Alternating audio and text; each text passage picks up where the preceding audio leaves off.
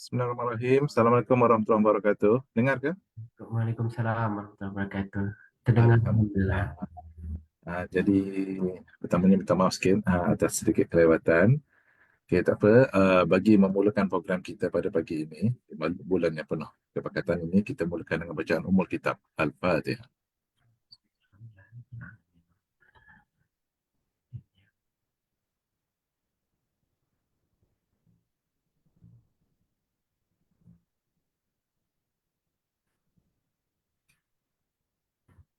Alhamdulillah, segala puji bagi Allah Subhanahu Wa Taala yang masih memberikan kita peluang untuk bertemu kembali dalam bulan yang penuh kepekatan ini, bulan Ramadan Al-Mubarak. Jadi bersama-sama kita pada hari ini kita datangkan penceramah yang jauh, ya, yang jauh kita datangkan, iaitu Tuan Zakwan Adri yang merupakan seorang pensyarah di Departemen Psikologi, Fakultas Psikologi dan Kesihatan di Universitas Negeri Padang Indonesia. Apa khabar Tuan? Alhamdulillah baik Tuan Fauzi. Alhamdulillah, syukur, Alhamdulillah. Sebelum kita memulakan kita punya program Akrab Fasting Talk pada pagi ini, saya menjemput dulu Puan Nur Hazrin Muhammad Nur selaku penyelaras Akrab untuk memberikan sedikit mukadimah bagi berkaitan dengan program kita pada pagi ini. Dipersilakan. Okey, terima kasih. Bismillahirrahmanirrahim. Assalamualaikum warahmatullahi wabarakatuh. Terima kasih kepada Cik Fauzi selaku moderator kita untuk pagi ini. Alhamdulillahirabbil alamin wassalatu wassalamu ala asyrafil anbiya'i wal mursalin wa ala alihi wa sahbihi ajma'in. Rabbi shrah li sadri wa yassir li amri wahlul 'uqdatam min lisani yafqahu qawli. Assalamualaikum warahmatullahi wabarakatuh, tuan-tuan dan puan-puan. Pertama sekali saya ucapkan terima kasih kerana meluangkan masa lah di pagi 1 Ramadan ini tuan-puan untuk menyertai program kita. Program sebenarnya anjuran Akrab USIM, okey, dan juga pejabat saya Seksyen Psikologi dan Kaunseling Universiti Sains Islam Malaysia. So untuk makluman tuan-puan, ini adalah siri 1. Okey, kita akan ada 4 siri lah program kita ni, okey. Jadi ini adalah siri 1 tuan-puan. Jadi InsyaAllah saya sangat mengharapkan dan mendoakan agar tuan-puan diberikan lagi masa lah untuk sertai lagi program Akrab USIM ini untuk siri-siri akan datang. Kita akan adakan setiap hari Khamis. Okey, ini hari Khamis pertama. So kita akan ada 3 Khamis lagi. InsyaAllah dipanjangkan umur, dimudahkan rezeki. Moga-moga tuan-tuan dan puan-puan dapat menyertai lagi program kami secara dalam talian ini tuan-tuan dan puan-puan. Okey. Dan untuk penceramah kita pada hari ini, Tuan Zakwan Adri, kita datangkan khas tuan-tuan dan puan-puan dari Universitas Negeri Padang. Okey, terima Ya. kasih Tuan Zakwan kerana sudi menerima pelawaan kami ini untuk sesi pada hari ini insya-Allah. Jadi terima kasih sekali lagi kepada semua dan saya kembalikan kepada Cik Fauzi, Presiden Akrab USIM. Terima kasih. Okey, terima kasih juga pada Puan Rin selaku penyelaras Akrab kita. Jadi saya rasa tanpa melengahkan masa, saya dengan ini menjemput Tuan Zakwan Adri untuk meneruskan kita punya Akrab Fasting Talk. Dipersilakan. Baik, bismillah. Assalamualaikum warahmatullahi wabarakatuh.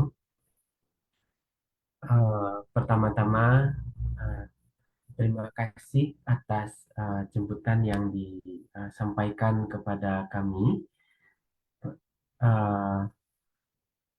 Pada kesempatan kali ini, beberapa waktu terakhir saya berkomunikasi dengan Puan Hazrin dan tadi juga sudah bertemu dengan Tuan Muhammad Fauzi. Alhamdulillah senang hadir di tempat ini.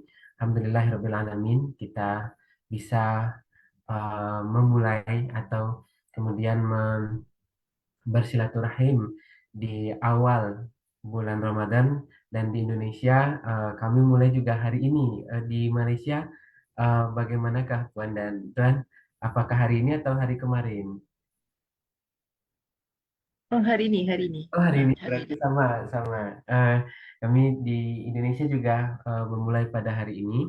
Dan senang sekali dan sekaligus ini menjadi challenge, jadi tantangan bagi saya untuk membicarakan tentang ketahanan emosi melalui ibadah pada bulan Ramadan pada tahun ini. Eh, Pada kesempatan kali ini, saya akan mungkin menyampaikan pandangan dari beberapa referensi tentang puasa atau mungkin ibadah-ibadah yang kita lakukan pada bulan puasa atau bulan Ramadan. Di Indonesia kita menyebutnya puasa, dan mungkin mohon maaf Bapak dan Ibu kalau mungkin beberapa pilihan kata yang itu mungkin bisa bermakna berbeda antara eh, saya di Indonesia dan mungkin dengan Puan dan Tuan di Malaysia. Nanti apabila ada yang berbeda mungkin bisa langsung diingatkan kalau mungkin ini jadi berbeda maknanya dengan Bapak dan Ibu di sana.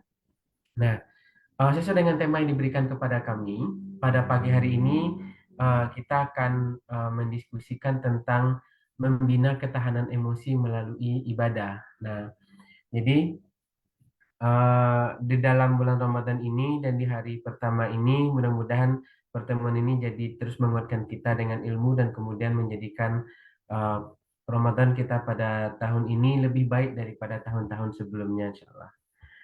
Nah, mungkin untuk pengantar kita menjelaskan terlebih dahulu tentang puasa tersebut, atau di Indonesia kita sebut puasa, di Malaysia apa siam, saum, kita bisa pakai di dalam bahasa Arab. Secara bahasa itu artinya menahan atau imsak.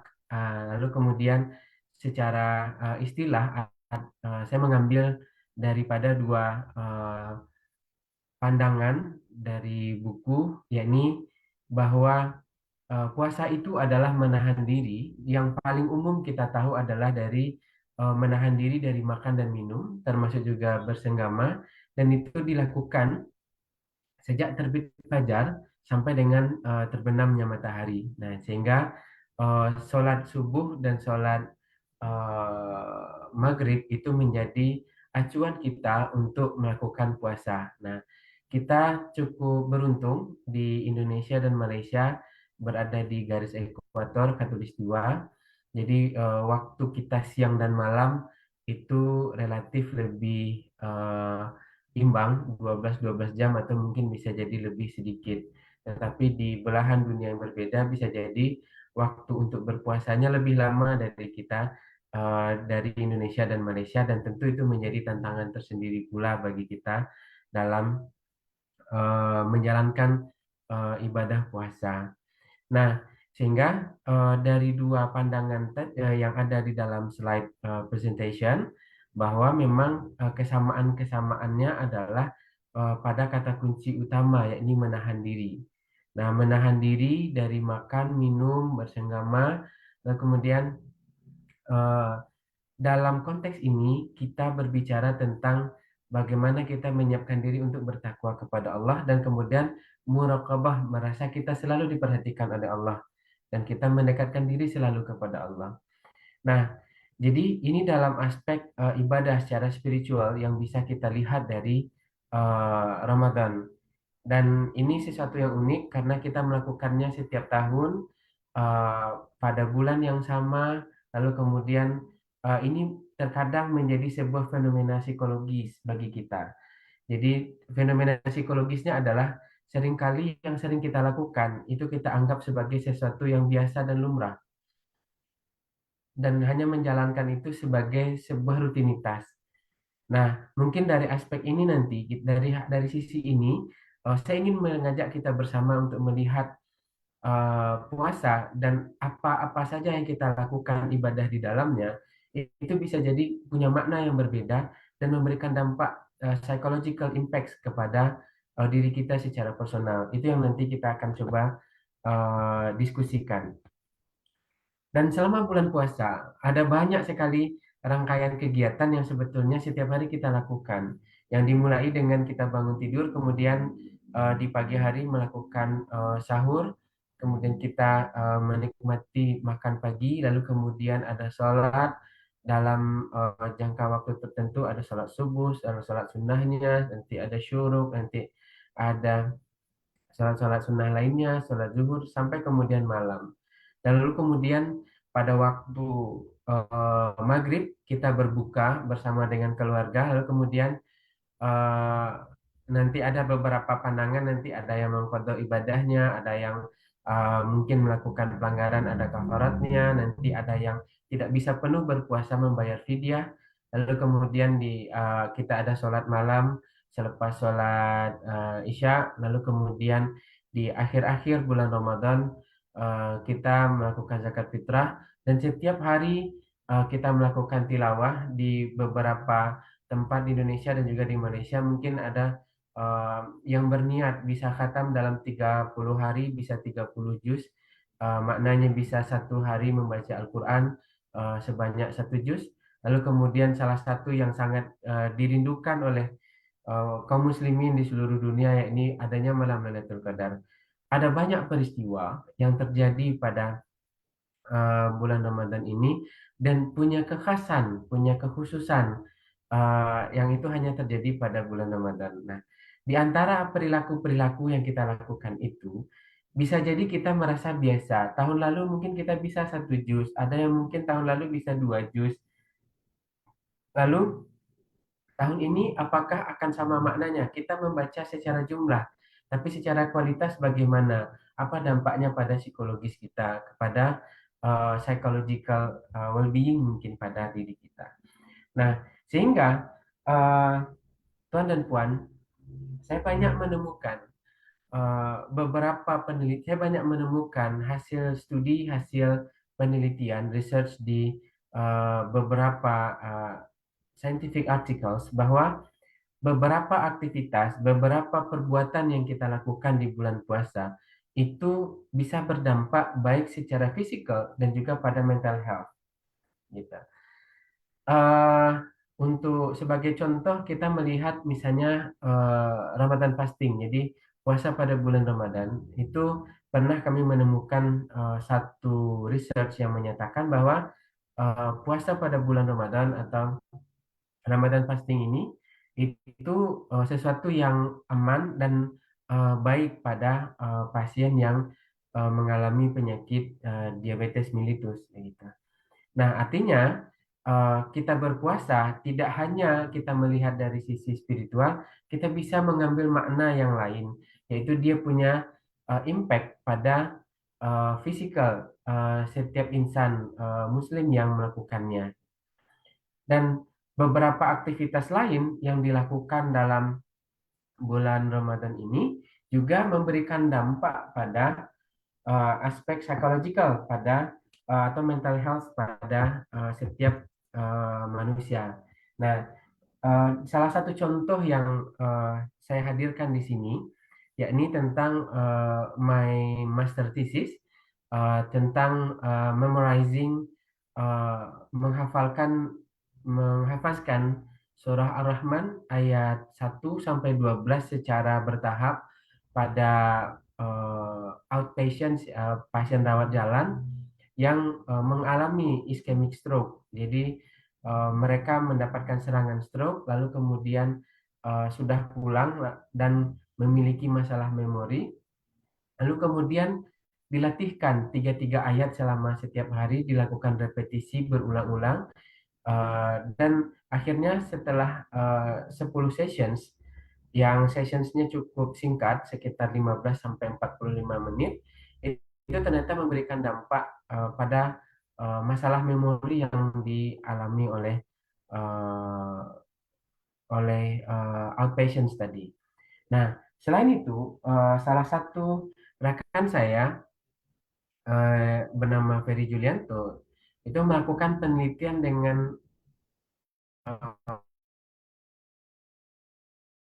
konsep yang berbeda, tidak padri dengan model reflektif intuitif, membaca ayat-ayat, maknanya dalam bahasa Indonesia, kemudian membaca terjemahan, lalu kemudian ditambahkan bagaimana para ulama menafsirkan ayat-ayat tersebut.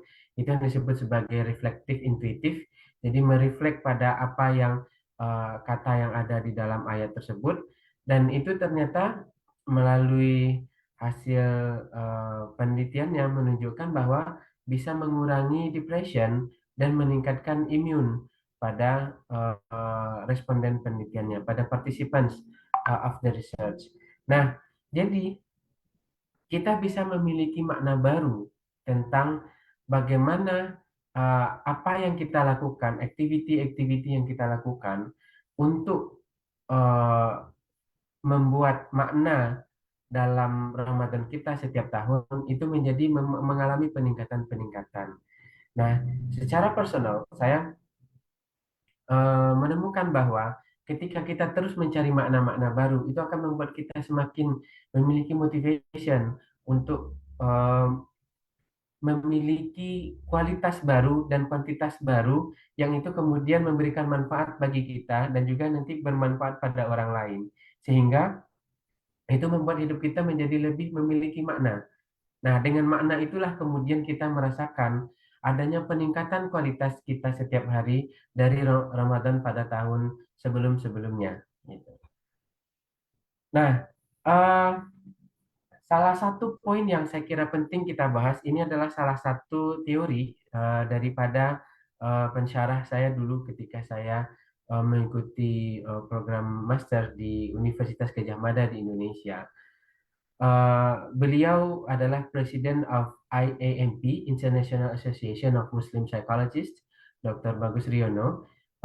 Beliau memiliki satu teori yang disebut sebagai teori anchor atau teori jangkar yang menancapkan kapal agar tidak bergerak dan untuk menahan kapal itu tidak bergerak di dalam laut. Nah, salah satu poin penting dari teori anchor yang beliau sampaikan adalah bahwa manusia itu akan mencapai puncak kebahagiaannya apabila manusia tersebut berpegang pada virtues. Nah, jadi dan virtues atau nilai-nilai kebaikan atau good values itu harus diikatkan hanya kepada apa yang Allah sampaikan uh, melalui Al-Quran, begitu. Dan orang-orang yang berjalan dengan virtues, maka dia akan selamat di dunia dan juga di akhirat. Akan tetapi, kalau kita lihat dari gambar di sini, sebagai sebuah ban atau sebuah wheel, yang paling rendah adalah material. Manusia yang berpedoman pada harta, berpedoman kepada uang, berpedoman pada aset, maka itu adalah kebahagiaan terendah. Nah, beliau mencontohkan salah satunya adalah Korun.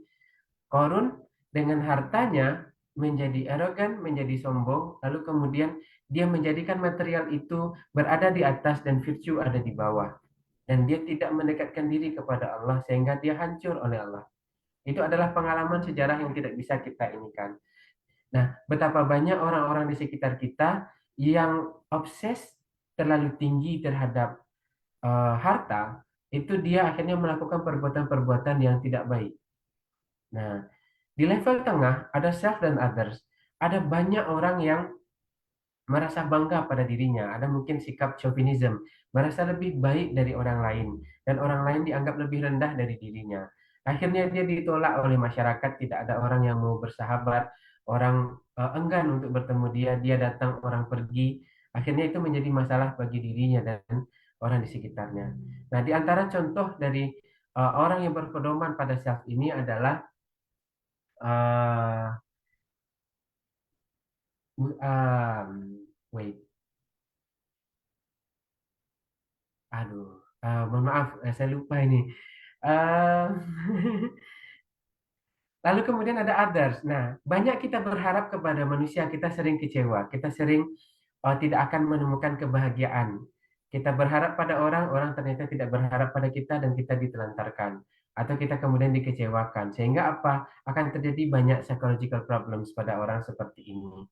Nah, berapa banyak saya juga yang berpraktik sebagai seorang clinical psychologist di Indonesia, utamanya di Provinsi Sumatera Barat, itu kami punya banyak pasien yang mengalami psychosomatic problems. Jadi mereka punya physiological problems yang disebabkan karena masalah psikologis.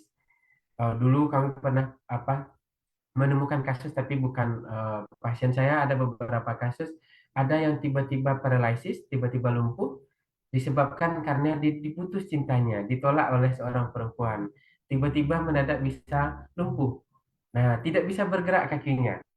Lalu kemudian kita bawa ke ICU di hospital, diperiksa oleh neurologis, dan neurologis menyatakan bahwa tidak ada masalah kesehatan yang terjadi.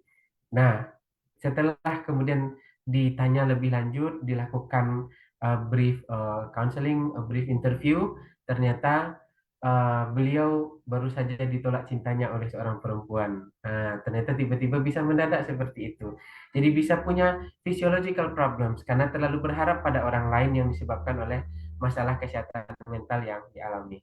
Maka yang paling baik dalam hidup adalah ketika manusia itu bisa berpegang teguh kepada virtue yang dia alami, yang dia yakini, begitu. Nah, disitulah kita belajar tentang bagaimana Rasulullah, bagaimana para sahabat ketika berpegang dengan virtue, kita merasakan betapa indahnya Islam. Sebagai contoh, mungkin kita semua sudah tahu bagaimana riwayat sejarah ini ketika ada seorang wanita tua Yahudi di pasar Madinah yang setiap hari dalam hidupnya beliau menyebutkan keburukan dan menghina Rasulullah Shallallahu Alaihi Wasallam. Nah, satu ketika eh, Nabi mendengar itu langsung, lalu kemudian ternyata apa yang terjadi? Beliau memberikan makan setiap hari kepada pengemis tersebut. Lalu kemudian setelah beberapa waktu, kemudian Nabi tidak datang lagi karena disebabkan Nabi sudah meninggal dunia. Lalu kemudian datanglah Abu Bakar, kemudian melakukan hal yang sama. Beliau bertanya kepada Aisyah, ya Aisyah, apa hal yang Rasulullah biasa lakukan yang saya belum lakukan? Nah, maka Aisyah mengatakan bahwa yakni memberi makan kepada seorang pengemis tua di pasar Madinah. Nah, akhirnya dilakukanlah, dan kemudian ketika disuapkan makanan, lalu ditanyalah, disampaikan oleh pengemis di pasar Madinah ini bahwa kamu bukanlah orang yang biasanya. Lalu dijawab oleh Abu Bakar bahwa saya adalah orang yang biasanya, katanya. Lalu dikatakan kepadanya, tidak, kamu bukan orang yang biasanya, karena yang biasanya itu lebih lembut memberikan makan kepadaku, gitu. Nah, lalu kemudian Abu Bakar menangis dan mengatakan, betul, saya bukanlah orang yang biasanya. Yang biasanya memberikan makanan itu adalah Nabi Muhammad SAW. Sungguh terkejut sekali pengemis ini mengetahui bahwa orang yang beliau hina setiap hari, yang beliau sebutkan keburukan-keburukan saja yang keluar dari lisannya, ternyata dialah yang memberikan makan dengan lembut. Nah, ini adalah di antara virtues yang kita mungkin tidak pernah bayangkan. Ada orang yang dihinakan setiap hari, disebut keburukannya, tapi dia memberikan virtue kebaikan yang tiada terputus bahkan sampai Rasulullah meninggal. Mungkin kita belum bisa meneladani sejauh itu karena mungkin kemampuan kita untuk menahan emosi tidak sebaik Rasulullah. Tapi nilai-nilai itu sentiasa hidup di dalam kehidupan kita.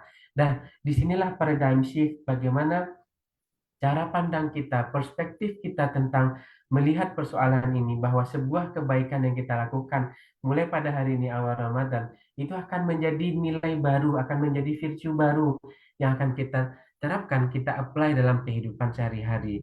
Nah, apabila kita tetap membanggakan diri sendiri, kita suatu saat akan kalah. Banyak orang yang akhirnya menggunakan drugs, getting addicted to drugs, disebabkan karena tidak mampu self-nya untuk menguatkan dirinya, atau kita terlalu bergantung kepada orang lain. Ketika dia sudah tiada, maka dia tidak akan bisa membantu kita dalam bentuk apa-apa lagi. Nah, dan termasuk ketika kita mengandalkan harta, berapa banyak orang yang hartanya tiba-tiba hilang. Allah cukup berikan satu kali bencana, seluruh harta kita bisa habis segalanya. Tidak ada lagi manfaatnya. Tetapi ketika kita berjalan dengan virtues, sesusah apapun hidup kita, sesulit apapun hidup kita, maka itu akan memberikan kebaikan pada diri kita. Gitu. Nah, maka salah satu poin yang penting yang saya temukan juga, ada beberapa riset yang saya temukan, pentingnya tentang worldview, cara pandang kita tentang dunia.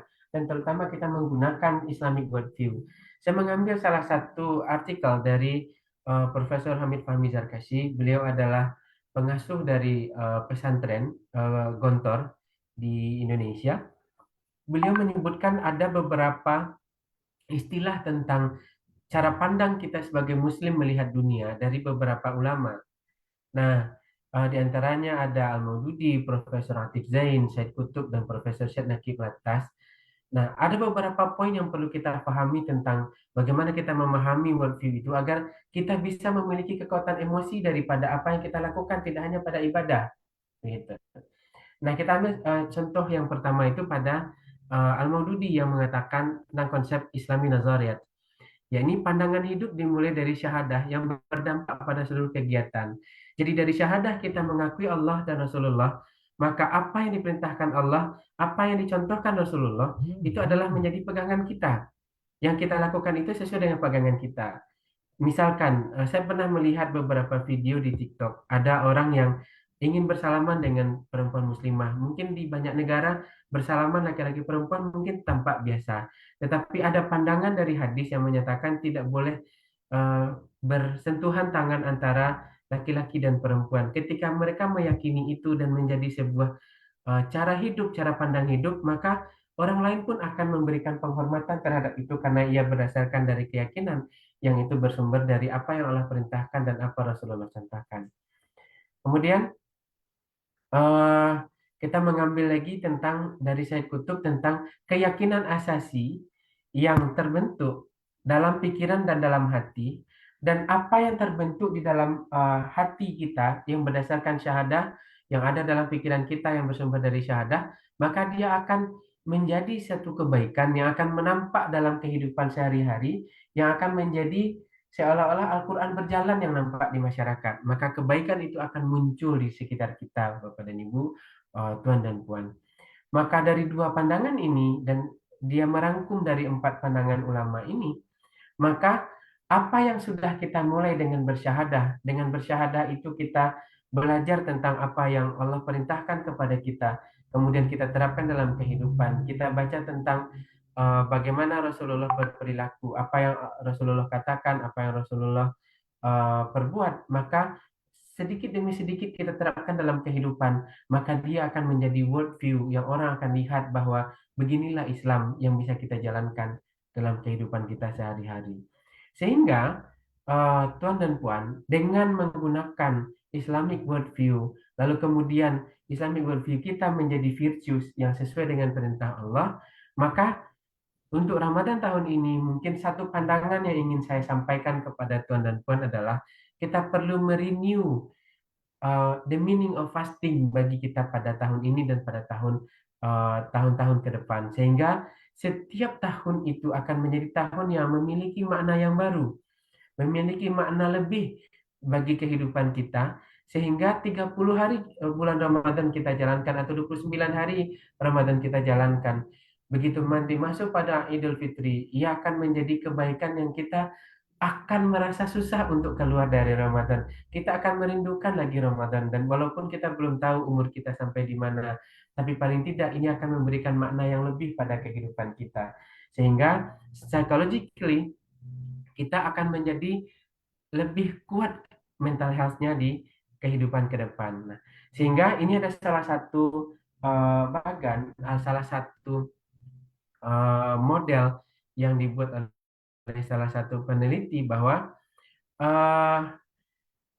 kata kunci dari awal kita melakukan setiap perilaku selama bulan Ramadan itu adalah submission to Allah. Nah, jadi sesuai dengan yang tadi, ada syahadah yang kita yakini itu akan memberikan keyakinan kepada kita, lalu kemudian itulah yang mendorong perilaku-perilaku kita, sehingga nanti di bagian on the top of the slide kita akan melihat bagaimana kita memutuskan sesuatu, to decide something, it must be from the virtues that we have.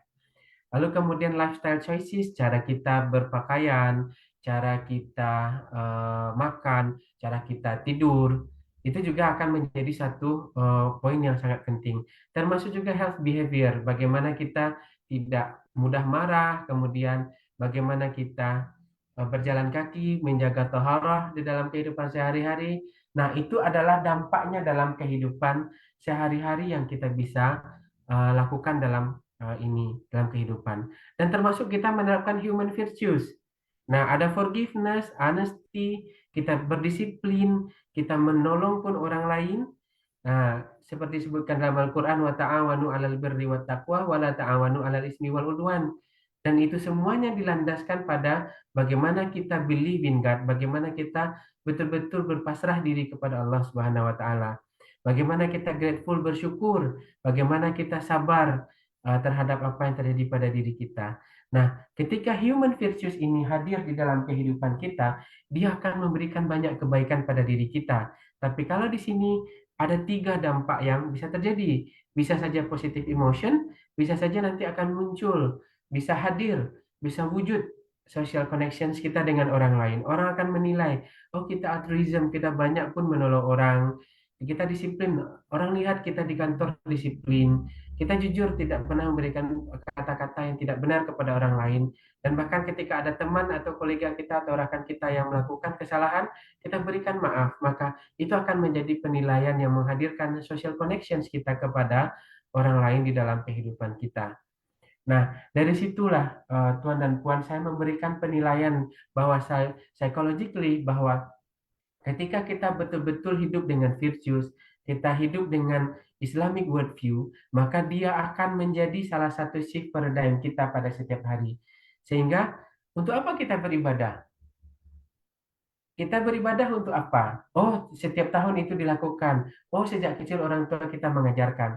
Tapi kita berikan penambahan yang baru bahwa ini adalah yang Allah cintai, ini adalah yang Allah sukai, dan ini adalah baik untuk diri kita, maka dia akan memberikan makna baru yang kemudian bisa menghadirkan kita untuk diri kita memiliki positive emotions, punya purpose in life dan punya meaning in life, dan juga kita punya social connections, dan itu memberikan kebahagiaan yang lebih kita dalam kehidupan sehari-hari.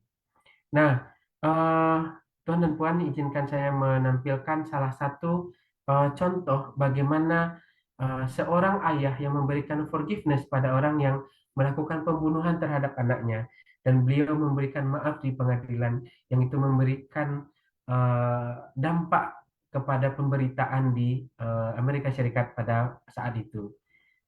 Mungkin mohon izin nanti stop share dulu, nanti dikirimkan lagi.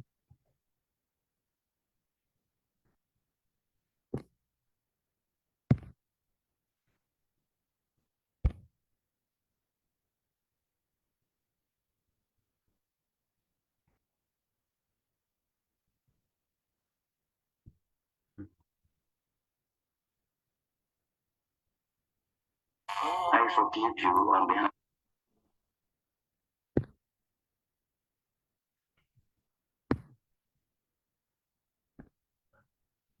Nah, mohon izin untuk mengirimkan video.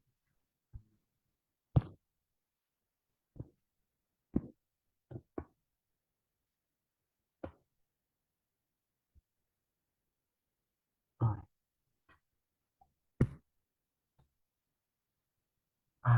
Terlihat teman-teman. Nah, ini adalah video tentang sebuah kasus pembunuhan di Amerika Serikat, dan ini adalah pelakunya, dan nanti kita akan melihat bagaimana pilihan kata dari seorang ayah yang memaafkan salah satu pelaku pembunuhan terhadap anaknya yang ditusuk-tusuk sampai kehabisan darah lebih dari 1 kali. Kalau tidak salah itu sampai 40 luka tusukan yang menyebabkan meninggalnya kurang darah. He's pled guilty to the 2015 murder and theft of Salahuddin Jidmaut, a 22-year-old who'd been delivering pizzas.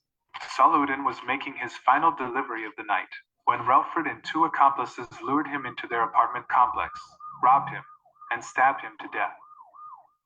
The following is a courtroom testimony video of Salahuddin's father, Sambat Jidmaut, who is a principal at an Islamic school. Do you swear or affirm that the testimony you're about to give will be the truth, the whole truth, and nothing but the truth? Yes, I do. Sambat Jidmaut decided to speak directly to his son's killer.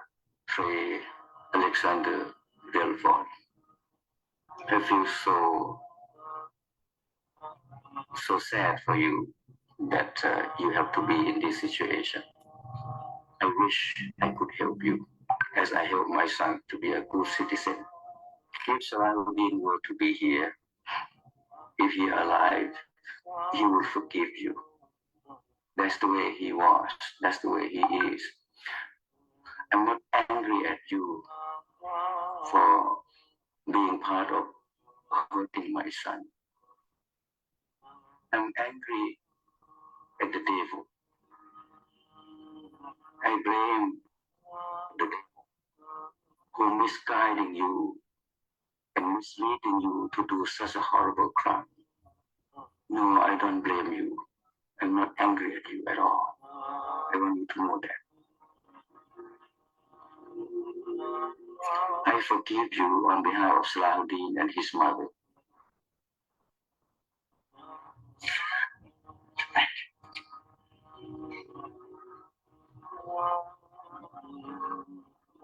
Before Judge Kimberly Burnell delivered her sentence, there was still one person left to speak. Mr. Wilford, do you wish to make a statement?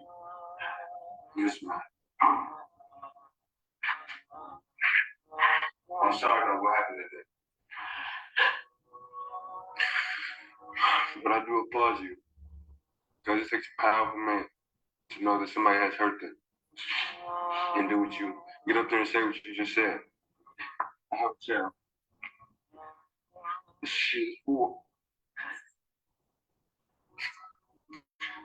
I can't imagine the hurt, the pain from losing her.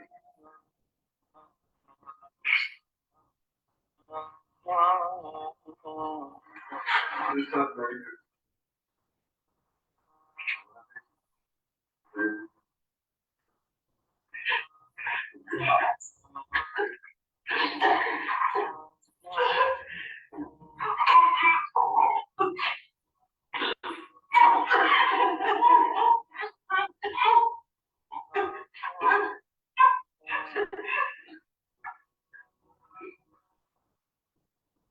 And now, it's time for the judge to announce her sentence.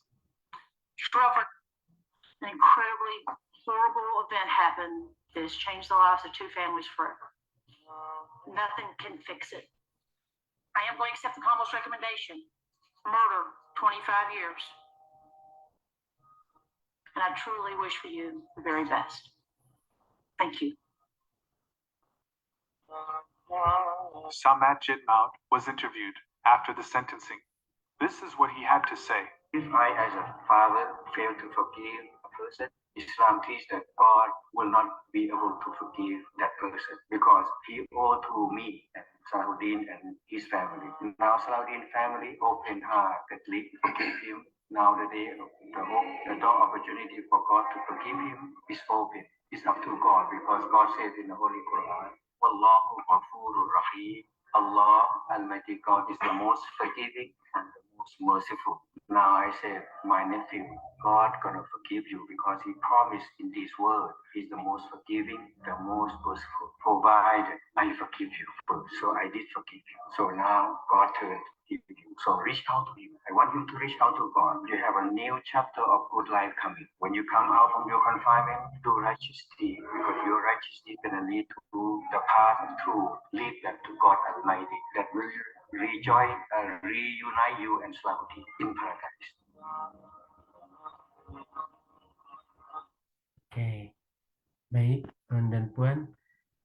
Saya menemukan konsep tentang paradigm shift tentang bagaimana virtues itu terjadi dalam kehidupan dan tentu tidak mudah berhadapan dengan orang yang menjadi bagian dari pembunuhan terhadap anaknya. Tapi beliau tampak tenang, beliau sudah menyerahkan urusan kepada Allah dan memberikan maaf untuk kehilangan seberat itu psychologically. It must not be easy. Itu pasti sangat sulit untuk bisa melakukannya. Tapi begitulah ketika orang hidup dalam virtue, orang hidup dalam nilai-nilai kebaikan, in the righteous deeds, dalam nilai-nilai kebaikan, berbuat yang baik, dalam amil sholihat, maka itu menjadi nyata dan orang melihat, orang akan menilai bahwa begitulah orang-orang yang yakin pada Islam, dia bisa berbuat itu dalam kehidupan yang mungkin tidak semua orang bisa melakukan hal tersebut. Gitu. Itu adalah contoh bagaimana kita memaknai dalam kehidupan. Nah, lalu kemudian ada contoh yang kedua tentang Buya Hamka yang melihat kalau Bapak dan Ibu baca tafsir Al-Azhar yang ditulis oleh Buya Hamka, salah satu mufassir di Indonesia, pada surat At-Tin pada ayat laqad khalaqnal insana fi ahsani taqwim, bahwa sesungguhnya Allah menciptakan manusia dalam sebaik-baik bentuk. Nah, maka Buya Hamka itu menceritakan sebuah peristiwa yang menarik karena beliau mengatakan ada sebuah hadis yang diriwayatkan oleh Abu Ya'la bahwa barang siapa yang menguasai Al-Quran sejak masa kecilnya, maka dia akan terhindar dari arzalil umur, terhindar dari pikun insya Allah. Beliau menuliskan sebuah peristiwa dalam hidup beliau, satu episode dalam hidup beliau yang terjadi pada bibi beliau, pada anti, pada saudara dari ayah atau ibunya, yang waktu itu sudah sudah berumur 86 tahun, tidak lagi berfungsi kedua matanya, tidak berfungsi kedua tangannya, tidak berfungsi kedua kakinya, tidur di atas tempat tidur saja. Nah, dan juga tidak punya fungsi lagi pendengarannya, tidak bisa lagi mendengar perkataan orang lain. Apa yang terjadi? Yang terjadi adalah bibinya itu pada waktu-waktu tertentu akan melafazkan ayat-ayat Al-Quran yang sudah beliau hafalkan sejak kecil di dalam sholatnya, di dalam kehidupan sehari-hari, itu menjadi kebiasaan dalam kehidupannya. Bapak Ibu bisa, Tuan dan Puan bisa bayangkan, ada orang yang sudah tidak berfungsi matanya, tidak berfungsi tangan dan kakinya, termasuk telinganya. Apalagi yang dia bisa lakukan? Ternyata Buya Hamka menemukan bahwa bibinya atau antinya itu melafazkan setiap hari hafalan yang dimilikinya dalam hidupnya. Maka kita bisa memiliki makna baru dalam virtue.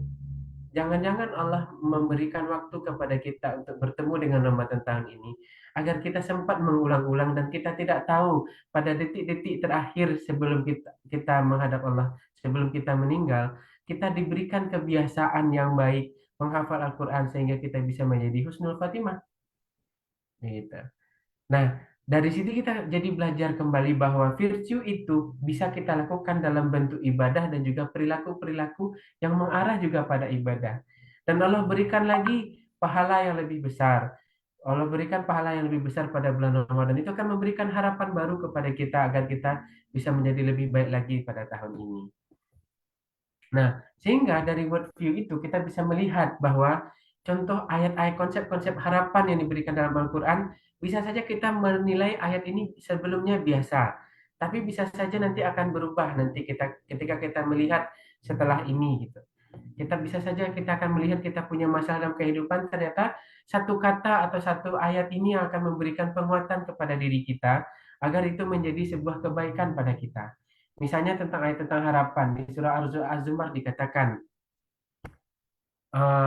"Qul ya ibadiyalladzina asrafu ala anfusihim la taqnatu min rahmatillah. Innallaha yaghfiru dzunubi jami'an. Innahu huwal ghafurur rahim." Gitu. Mungkin kadang kita punya masalah lalu kemudian Allah mengatakan, janganlah kamu berputus asa dari rahmat Allah. Ketika mungkin manusia tidak tahu cara memberikan nasihat yang baik, Allah memberikan nasihat di dalam surah Az-Zumar ini. Janganlah kamu berputus asa dari rahmat Allah. Dan ini penting secara psikologis. Pada tahun 2011, WHO, Badan Kesehatan Dunia, itu telah memperingatkan bahwa di 2011 itu diperkirakan nanti pada tahun 2030 penyakit yang akan paling banyak diderita umat manusia adalah depression, di mana puncak dari terjadinya depression adalah akan terjadi banyak bunuh diri. Bisa saja nanti kata-kata janganlah kamu berputus asa dari rahmat Allah lah nanti yang akan membantu agar tidak banyak umat manusia melakukan bunuh diri di hadapan kita nanti. Begitu. Kita lihat bagaimana kalau kita lihat di YouTube ada satu forest, ada hutan, yakni Aokigahara. Itu memang disediakan untuk tempat bunuh diri, yang itu menjadi tempat favorit untuk bunuh diri warga-warga di Jepang oleh orang-orang di Jepang. Nah, apakah mereka putus asa? Mungkin kita salah satunya akan menilai mereka sudah berputus asa, tidak ada solusi lagi, sehingga mereka memutuskan bunuh diri. Nah, dan bisa jadi nanti 4 tahun lagi, sesuai dengan perkiraan dari WHO, ada kemungkinan akan tingkat bunuh diri akan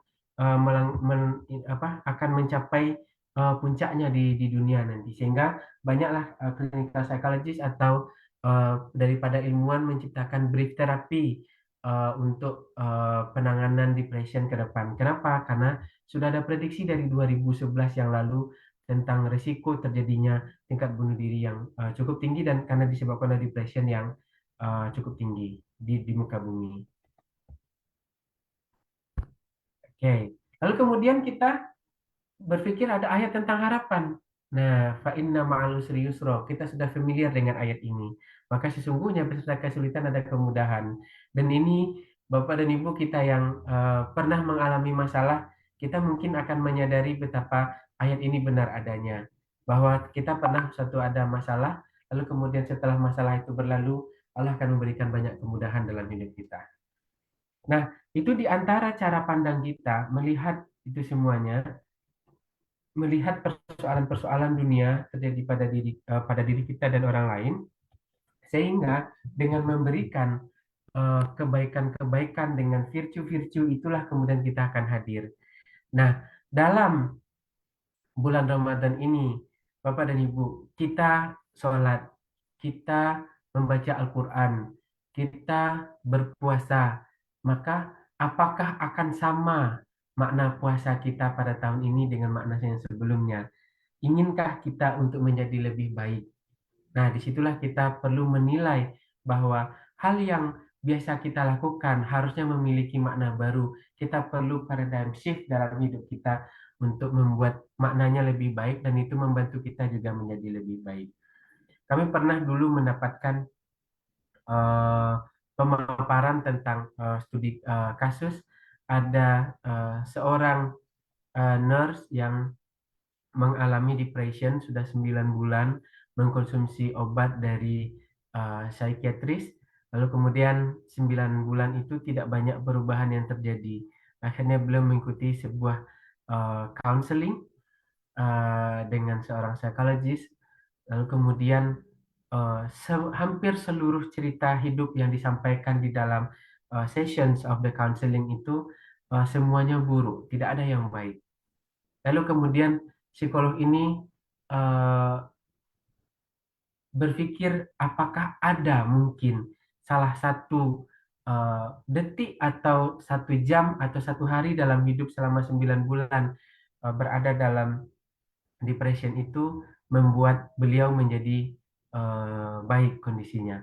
Lalu kemudian ditanyalah oleh psikologis ini, selama 9 bulan tuan atau puan mengalami depression, pernah tak merasa bahagia? Dan kemudian dikatakan, pernah. Kapan? Ketika ayah saya mengimami saya sholat malam.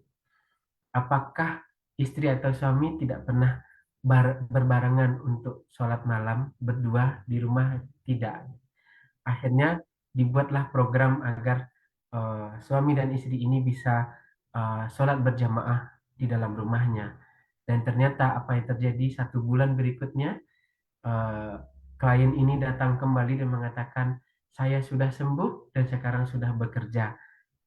Nah, artinya terkadang ada satu kebiasaan baik yang kita maknai, dan mungkin bagi banyak orang sholat malam adalah hal yang biasa, sudah sering dilakukan, tapi maknanya bagi seorang yang dengan depression, yang merasakan kebahagiaan dengan adanya sholat berjamaah bersama pasangan dan orang tuanya, itu bisa menghadirkan kebaikan dan malah menyembuhkan depression yang dialami.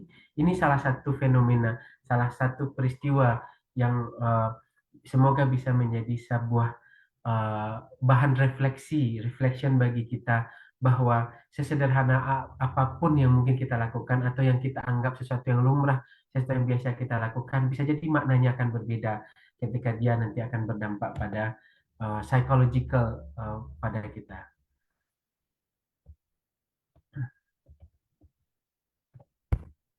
Nah, ini Bapak dan Ibu, saya menemukan satu lagi penelitian yang disampaikan oleh Balch 2006 penelitian beliau adalah tentang word pleasantness. Jadi dijelaskan dalam salah satu buku tentang cognition oleh Margaret Matlin bahwa manusia punya kecenderungan untuk merespon lebih baik dan mengingat lebih baik words atau kata-kata yang bermakna positif. Nah, dan kata-kata negatif itu lebih buruk diingat oleh manusia. Sehingga apa? Kalau orang memberikan kata-kata yang positif dalam kehidupan sehari-hari, itu akan memberikan dampak baik pada memorinya, dan itu memorinya akan lebih mudah untuk mengenalnya. Nah, di antara virtue yang kita lakukan adalah apakah kita sering memberikan makna yang baik atau makna yang buruk pada apa yang kita lakukan atau pada yang kita sedang perjuangkan. Nah, itu yang bisa jadi akan menjadi salah satu kata penting. Maka ketika kita punya masalah, apakah kita optimis bahwa akan hadir kebaikan dalam diri kita, atau ketika kita ada masalah yang sangat teruk dalam kehidupan kita sehari-hari, apakah kita akan memberikan penilaian yang buruk pada diri kita? Saya yang bersalah, sayalah yang membuat semua permasalahan ini terjadi, sayalah sumber segala masalah, sehingga dengan begitu kita akan menjadikan diri kita akan lebih buruk daripada yang seharusnya terjadi. Tetapi ketika kita lihat, oh ya saya pernah salah, saya ingin menjadi lebih baik, maka kita nanti akan mendatangi kebaikan dan nanti kita akan dituntun pada kebaikan yang lebih banyak. Nah, dari sinilah Tuan dan Puan, saya menilai bahwa ketika kita hari ini membahas tentang ketahanan emosi dari ibadah yang kita lakukan dalam bulan Ramadan, maka bulan Ramadan adalah bulan of exercises. Kita melatih diri kembali untuk memaksimalkan cara pandang kita agar menjadi lebih baik dari tahun sebelumnya. Ini hari pertama biasanya hari paling berat. Sepertinya puasa kali ini hari ini terasa sangat lama. Kecuali nanti di hari-hari ke-20, 25, 26, 27, rasanya hari akan sangat cepat berlalu. Tapi hari pertama sampai hari ke-10, sepertinya siang itu rasanya terlalu lama. Nah, sehingga kita punya sudut pandang bahwa, ya mungkin hari ini kita akan berpuasa, tapi my Ramadan this year would be better than previous years. Sehingga dengan sudut pandang begitu, kita akan menghadirkan hari-hari yang semakin menyenangkan. Kita akan bangga menjadi seorang muslim melakukan ibadah, dan setiap ibadah kita lakukan itu kita yakin bahwa dia akan memberikan dampak yang baik pada diri kita. Nah, kebetulan saya pernah meneliti tentang memori, dan ini saya juga punya sebuah pengalaman menarik ketika penelitian. Saya akhirnya punya sudut pandang baru sampai hari ini tentang makharijul huruf. Mungkin Tuan dan Puan merasa makharijul huruf itu sebuah kajian yang mungkin biasa, sudah kita dengar setiap hari dan kita melakukan itu di dalam kita membaca Al-Quran setiap hari. Tapi saya punya pengalaman yang dalam dengan makharijul huruf. Pada saat saya melakukan research di master thesis, untuk master thesis saya, ada salah satu patient yang kami ambil penelitiannya tentang daya ingat dan Quran recitation-nya. Itu orang yang stroke dan mengalami afasia. Beliau tidak bisa berkomunikasi pasca stroke, dan untuk mengeluarkan satu kata itu butuh beberapa detik. Nah, sehingga setelah sekian session, hampir di session terakhir itu, tim kami datang ke rumah beliau untuk mengambil data, kemudian melakukan intervention di eksperimen. Kemudian pada hari itu, di hari kedua terakhir kami datang, banyak disuguhkan makanan. Kami bingung, hari-hari sebelumnya tidak ada. Yang kedua, ada keanehan lagi, yakni responden atau partisipan penelitian ini menangis di hadapan kami, sehingga kami bingung, apakah kami ada salah, apakah kami melukai hatinya. Dan beliau hanya diam lama menangis, kemudian setelah berhenti menangis beliau mengatakan thank you, terima kasih. Kenapa? Kami tidak tahu apa yang terjadi gitu. Nah, akhirnya beliau mengatakan di hari sebelum kami datang itu beliau berkunjung ke rumah angkalnya, ke rumah pamannya. Lalu kemudian karena dia sudah 3 tahun berobat untuk afasianya tidak sehat-sehat, lalu kemudian beliau datang ke situ setelah 9 sesi membaca surah Ar-Rahman. Kemudian pamannya ini tiba-tiba spontaneously itu mengatakan, mengapa bicaranya sudah bagus? Minggu yang lalu masih terbata-bata dan tidak bisa berkomunikasi dengan baik. Hari ini kenapa jadi baik gitu? Beliau tiba-tiba terdiam. Dia mengatakan, saya ikut penelitian membaca Al-Quran katanya. Nah, ternyata keluarganya menandai bahwa dengan setelah aktivitas membaca Al-Quran itu, afasianya menjadi berkurang dan kemampuan berkomunikasinya secara verbal, ekspresif language-nya menjadi lebih baik. Itu akhirnya menjadi tanda bagi keluarga bahwa dia akhirnya bisa lebih baik kondisinya. Nah, akhirnya saya berpikir di situ ketika beliau menangis karena berterima kasih diikutkan dalam penelitian menghafal Quran dan membaca Al-Quran secara berulang-ulang selama 10 sessions itu ternyata juga membantu mengurangi afasia post-stroke yang terjadi pada beliau gitu. Sehingga akhirnya saya berpikir ulang, jangan-jangan ini adalah tentang makharijul huruf. Dan akhirnya saya coba cari beberapa buku tentang makharijul huruf, ternyata luar biasa. Bahwa huruf-huruf atau alfabet di dalam Arabic alphabet itu ternyata ada 33 titik di dalam rongga mulut sampai kemudian bagian di dalam komunikasi itu yang terstimulasi dengan makharijul huruf. Nah, dan itu juga dijelaskan di dalam banyak buku-buku yang terkait dengan kesehatan-kesehatan mulut. Nah, sehingga saya memaknai tentang makharijul huruf itu menjadi sesuatu yang berbeda. Jadi kita mengaji makharijul huruf punya makna berbeda, tulisan Arab dari kiri ke kanan ada beberapa studi menjelaskan itu baik untuk mata. Akhirnya itu menjadi pengalaman-pengalaman yang baik dan ternyata Allah tidak hanya memberikan pahala tetapi memberikan kebaikan baik secara mental health maupun juga physical health pada kita manusia dan itu menjadikan kita menjadi manusia yang jauh lebih baik. Sehingga topik kita pada hari ini tentang ketahanan emosi itu sebetulnya bisa terjadi ketika kita mengubah cara pandang kita, tidak hanya sekedar habit, tidak hanya sekedar ritual yang rutin kita lakukan setiap tahun, tetapi ketika kita berikan makna baru, ketika kita berikan cara pandang baru terhadap apa yang kita lakukan itu, maka dia akan memberikan makna yang berlipat ganda kepada kita dan itu menghadirkan psychological well-being pada diri kita dan kita akan menjadi mencintai setiap ibadah yang kita lakukan dan membuat lama atau tidaknya ibadah itu tidak lagi jadi persoalan karena dia memberikan faedah, memberikan manfaat yang luas dalam kehidupan kita.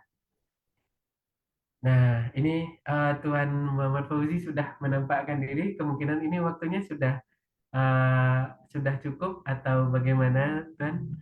Mungkin kita boleh buka kalau tapi boleh juga kita akan buka soal jawab. Tapi kalau misalnya ada nikah, kan jika ada yang ingin bertanya, boleh bertanya ataupun boleh masukkan ke dalam chat ya. Kita sampaikan.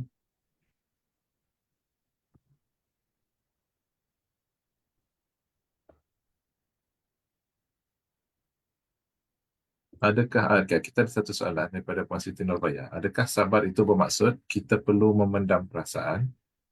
Bagaimanakah cara meluahkan kemarahan secara sehat tanpa merosakkan kualiti puasa? Oke. Ini saya langsung jawabkah, Tuan? Boleh jawab. Baik. Baik, terima kasih atas soalan yang diberikan. Saya berpikir satu kata kunci utama dari jawaban ini adalah sebetulnya asertif. Nah, saya adalah psikologis yang sangat tidak rekomen seseorang untuk memendam perasaan dan saya pun adalah orang yang merasa lebih nyaman dan tenang ketika kita menyampaikan apa yang dirasa. Tetapi supaya kita tidak menyakiti hati orang lain, memberikan komunikasi yang asertif itu menjadi baik. Sebagai sebuah contoh, saya ingin memberikan apa yang saya pernah lakukan. Ketika teman tidak sengaja mengeluarkan kata yang tidak nyaman kita dengar saja, itu biasanya saya akan bertanya, mohon maaf tadi kok ngomongnya kayak gitu, kata itu kok saya tidak nyaman mendengarnya. Nah, jadi kita tidak menyerang dia personally, tetapi kita menyampaikan bahwa oh ternyata kita tidak nyaman, orang akan lebih bisa menerimanya. Makanya dalam beberapa studi komunikasi dikatakan ada 3 model komunikasi. Pertama itu ada yang asertif, ada yang pasif, dan ada yang agresif. Nah, yang memendam perasaan adalah yang pasif. Itu akan membuat dia stres dan dia punya masalah psychosomatic problems dan dia bisa punya masalah emosional, lalu kemudian mudah sakit. Nah, itu bisa terjadi. Yang memendam perasaan dalam pandangan saya adalah orang yang pasif dalam berkomunikasi. Ada juga orang yang agresif, dia menyerang orang lain, yang penting dia happy, orang terluka. Itu tipe yang agresif. Tapi yang baik adalah orang yang asertif. Dia tidak setuju, tapi dia tidak melukai perasaan orang lain. Nah, bisa caranya bertanya, maaf Pak, atau maaf Tuan, atau maaf Puan, kenapa tadi mengatakan hal seperti itu? Bolehkah saya bertanya? Jadi paling tidak emosi kita sudah tersampaikan kepada orang tersebut, sehingga dia, mohon maaf, sekali itu menyinggung perasaan Tuan atau Puan, saya mohon dimaafkan terlebih dahulu, tidak ada maksud untuk menyerang gitu. Bisa jadi akan terbuka komunikasi sehingga forgiveness itu akan saling terjadi di antara kedua pihak yang berkomunikasi. Nah, jadi kalau meluahkan kemarahan secara sehat, itu dalam pandangan saya adalah bertanya secara asertif. Nah, jadi model asertif yang saya sering tanya adalah bertanya dengan cara yang baik tanpa agresif kepada orang lain. Gitu. Mungkin itu jawaban dari saya. Semoga memberikan insight terhadap Tuan atau Puan. Saya Tuan, satu lagi soalan. Ya, Bagaimana untuk kita mengawal emosi terhadap orang sekeliling yang sengaja menyakitkan hati kita, dan bagaimana untuk kita stay fokus pada perkara yang baik berbanding memikirkan sikap orang yang sering menyakitkan? oke. Nah, di sini sama dengan materi yang tadi disampaikan pada pemaparan yang kami sampaikan tadi, bahwa kita perlu paradigm shift. Nah, kita akan mudah punya masalah kesehatan mental, kita akan punya behavioral problems, kita punya emotional problems, apabila kita terfokus kepada perkataan orang satu persatu. Yang kita harus ubah adalah kita perlu punya pemikiran yang benar terhadap kehidupan. Contoh begini, saya punya pandangan bahwa kalau kita melakukan kebenaran, kalaupun orang mengatakan itu salah, maka biarlah orang mengatakan itu salah, gitu. Nah, jadi kalau mungkin ini di Indonesia, saya belum terlalu paham bagaimana di Malaysia. Ada beberapa kelompok di masyarakat di Indonesia yang tidak senang ketika kita happy. Jadi kalau di orang Indonesia itu sebutnya SMS, senang melihat orang susah, susah melihat orang senang, gitu. Nah, sehingga terkadang masyarakat itu taunya adalah menyerang kita, dan terkadang mohon maaf, kalaupun kita ikuti semua keinginannya, belum tentu dia akan senang terhadap kita. Jadi kita perlu lihat dulu apakah orang keliling itu adalah orang-orang yang akan memberikan kebaikan kepada kita, atau memang dia adalah orang yang tipe SMS tadi. Dia senang sekali melihat kita susah, dan kalau kita susah itu dia nampak happy sekali. Tapi kalau ketika kita kebalikannya, dia sangat tidak senang. Nah, jadi kita harus melihat bahwa orang keliling yang sengaja menyakiti hati kita itu, dia punya niat baik tak pada kita. Kalau tidak, kita tidak usah memberikan respon terhadap mereka. Tidak akan pernah dia senang pada apa yang kita lakukan. Nah, jadi bersikap baik dan kemudian tidak mengambil emosi yang negatif dari apa yang dilakukannya, kemudian biarkan saja, biarkan Allah nanti akan membalas dengan sendirinya. Kita sibukkan saja diri kita dengan kebaikan yang ingin kita lakukan. Nah, ciri-ciri orang seperti itu, satu, ketika kita lakukan clarification, mereka menolak. Ketika kita ajak bermusyawarah, itu selalu menghindar. Lalu kemudian ketika kita membalas, dia akan lebih marah kepada kita. Nah, kalau seperti ini adalah orang yang tidak layak untuk kita dengarkan kalimatnya. Tidak layak kita dengarkan pernyataannya. Dia tidak akan pernah berbuat baik pada kita. Kita doakan saja semoga Allah memberikan kebaikan yang banyak kepada dirinya. Dan tidak usah kata-katanya jangan dimasukkan ke dalam hati. Nah, kecuali dia adalah teman kita. Yang di saat orang-orang memuji kita, ternyata dia satu-satunya yang marah kepada kita karena dia tahu orang-orang yang memuji itu tidak baik pada kita. Dengarkanlah orang yang marah ini, karena dia pasti punya nilai baik pada diri kita. Nah, jadi kita jangan fokus eh, pada apa yang dikatakan, tetapi apakah dia punya makna untuk kehidupan kita ke depan. Kalau kita salah bicara, dia tegur kita, maka teguran itu bukanlah sebuah kemarahan, tapi itu adalah rasa sayang dia kepada kita, begitu. Mungkin itu paradigm shift yang saya miliki, Tuan dan Puan, dalam kesempatan kali ini. Okey. Mungkin soalan yang terakhir sebab Ya, ada juga beberapa soalan ni. Soalannya, antara hikmah ibadah puasa adalah menahan diri di atas dasar takwa kepada Allah. Apakah dengan mengabdikan diri dengan follow the flow, cukuplah ada Allah lebih mengetahui dalam mendepani toxic environment adalah pilihan yang wajar? baik, ini soalan yang susah. Eh, Akhir saya di membaca pertanyaan ini, soalan ini, kata kuncinya sebetulnya adalah takwa. Tadi kita lihat ada Bapak Sombat Jitmut, beliau tidak follow the flow, beliau berjalan dengan virtue. Sekaligus ini menjawab tentang kata renew ini. Beliau berjalan, renew itu adalah berjalan dengan virtue. Semakin banyak virtue yang kita jalankan dalam kehidupan sehari-hari, kita akan masuk pada flow yang benar. We are following the good, the best flow. Jadi tergantung flow-nya, flow apa yang kita jalankan. Maka dengan begini, pada persoalannya adalah takwa, maka pada setiap perbuatan kita itu akan menghadirkan kebaikan. Nah, kalaupun uh, apabila ada toxic environment, selama kita berjalan pada value, toxic environment itu pun akan menyerah kepada kita. Nah, misalnya begini, kalau kita lihat, kalau kita ikut follow the flow, maka tadi Bapak Sombajit pasti tidak akan bisa memaafkan. Karena sakit luar biasa ketika seorang ayah mengetahui anaknya terbunuh dengan banyak luka tusukan. Tetapi dia follow the flow of virtues. Yang beliau lakukan adalah follow the flow of the virtues. Jadi beliau memberi maaf itu karena takwanya. Bukan karena good citizen-nya, bukan karena dia American people, bukan karena dia sekadar Muslim, tapi karena takwanya. Karena dia yakin bahwa ini adalah yang terbaik dari Allah, dan kemudian inilah yang kemudian Allah sukai dan Allah cintai, walaupun ini toksik bagi dia, tetapi dia tetap memaafkan itu. Kenapa? Karena takwanya tadi. Karena itulah yang Allah inginkan, itulah yang the teaching of God yang diberikan oleh panduan di dalam Islam. Walaupun tidak semua orang bisa menerapkannya. Dan mungkin termasuk diri saya dalam situasi itu belum tentu saya bisa memaafkan dengan baik. Tetapi beliau memberikan contoh bahwa takwa itu ternyata bisa membukakan mata hati banyak orang di Amerika bahwa memaafkan kejadian yang sebegitu menyakitkan itu ternyata, oh ternyata begitulah Islam. Begitu. It's not about following the flow, but which flow that we are going to follow. Demikian, semoga memberikan jawaban yang memuaskan. Alhamdulillah, terima kasih banyak Tuan.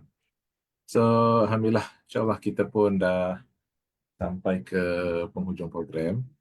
Jadi saya sekali lagi mewakili semua mengucapkan terima kasih kepada Tuan Zakwan. Ya. InsyaAllah ada rezeki tahun depan kita boleh buat program bersama lagi, insyaAllah. Insya Allah. So, sedikit kesimpulannya, ketahanan emosi boleh menjadikan kita kuat apabila kita berikan perspektif baru dan positif kepada semua perkara yang kita laksanakan dan jadikanlah pengajaran dalam agama kita sebagai panduan. Jadi sebelum saya tutup, saya nak ingatkan para peserta boleh isi borang kehadiran yang telah diletakkan dekat dalam chat. Jadi sekali lagi saya mewakili semua mengucapkan terima kasih kepada Tuan Zakwan Adri dapat meluangkan masa hampir 1 jam bersama kami pada bulan Ramadan ini, khususnya 1 Ramadan hari ini. Ya, Okay. Allah. Jadi saya rasa kita tutup program kita pada pagi ini dengan bacaan tasbih kifarah dan surah Wal-As.